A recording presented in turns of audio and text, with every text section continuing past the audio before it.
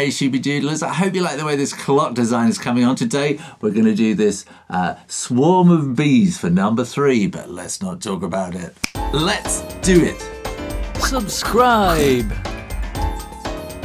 Well, Kendal C said, how about for number 3 it rhymes with bees? Since bees are at risk and in danger, it's always good to be reminded to be kind to nature. Great idea. And Whistling Salesman said, why not make the number 3 a bumble 3?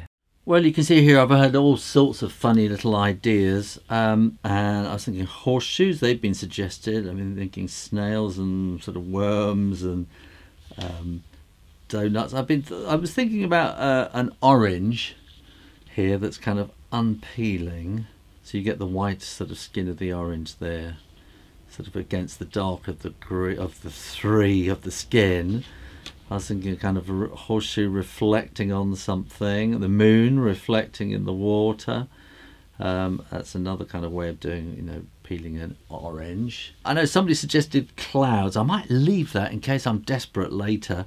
But then I thought, yeah, a cloud of bees coming out of a beehive. So this is kind of what I'm going to be doing.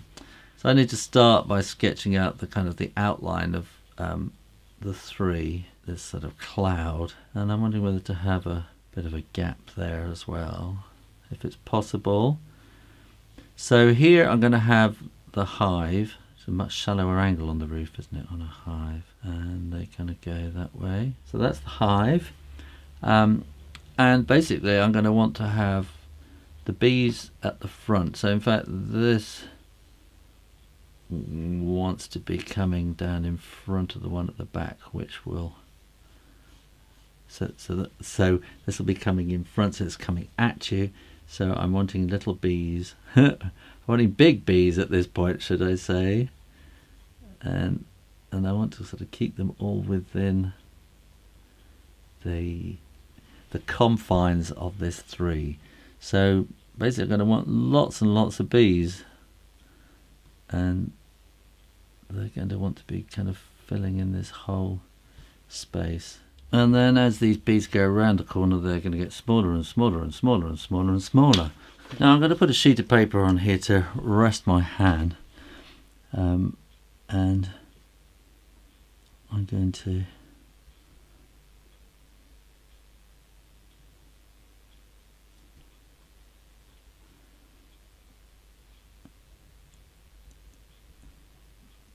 and this is going to be a bit different to my usual videos. I think this is more, because I'm straight into illustrating here, and it's a bit difficult to kind of talk and draw at the same time. So I'm kind of thinking about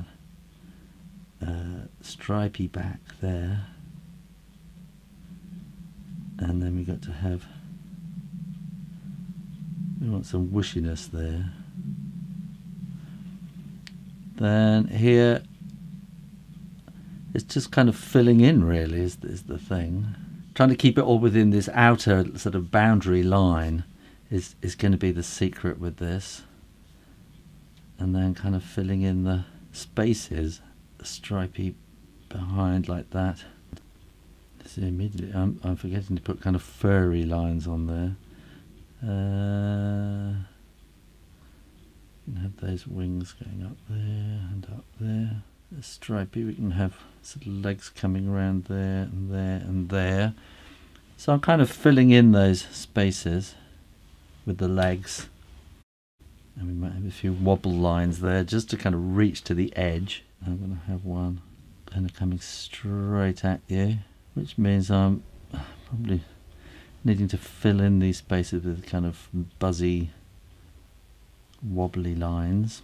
And I think within this cloud you're going to have, this is probably going to be quite near to us, and again this will be, I'm going to have the body sort of going slightly over to that direction, filling in the wings up there, as my phone has started beeping in the most irritating way as it's lost its signal. So that means I've got to fit another little one in there. You can have less detail on the ones in the background, and I think I'm going to need one in here as well. So they're in a cloud, so they're kind of in front and behind each other and at different kind of sizes and proportions. One filling in there and in there. Okay. So this one will be coming at a slightly rakish kind of angle, not an ankle. And this one's got its wings sort of in a back mode there. So I could actually have the body kind of coming downwards that way because they're coming at different angles towards you. Very soon they're going to start getting really quite small, and they're still kind of facing us at this point. They're sort of coming towards us at this point. No, I think I'm going to wish I hadn't done that, because I've got this space to fill here. Maybe I can have two kind of flying in tandem, and then I have to put these wings behind. But it possibly starts getting a bit messy. I don't know. I can make those wings a bit long, feet a bit longer. Legs, feet, whatever they are. And it's kind of forward planning, forward thinking. I think a sensible person would have done a lot more preparatory drawing rather than just launching straight in. So I think, you know, if this was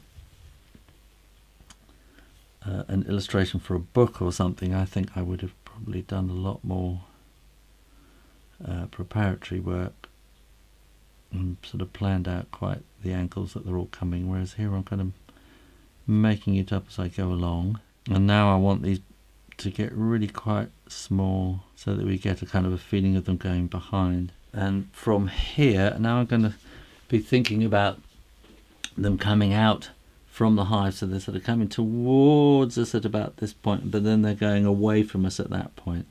So I think here we can maybe have something about that size, and then, you know, you'll have one or two inquisitive bees which will be sort of coming out to have a look at us, and then maybe we're going to have kind of one going sideways.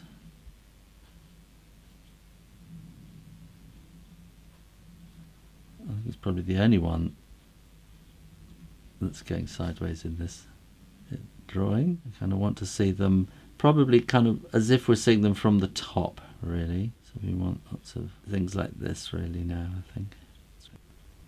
So thorax, body, stripes, legs forward, legs backwards, little antennae and wings. And I'm kind of stunting the wings there a bit to keep them within that 3 shape. I'm not sure that this is working. Sometimes you can't tell until you rub out the pencil. But I think probably it would work if I did it much bigger and then reduced it down. But then that's going to kind of look strange with the other illustrations. It's going to be, that would be kind of a different style.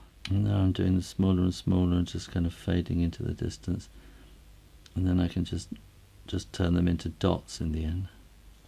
Bring them down to the beehive. I can probably do some little things about that same size, just kind of filling in there. And again here I think these are all just going to be lots of little busy bees flying off into the distance.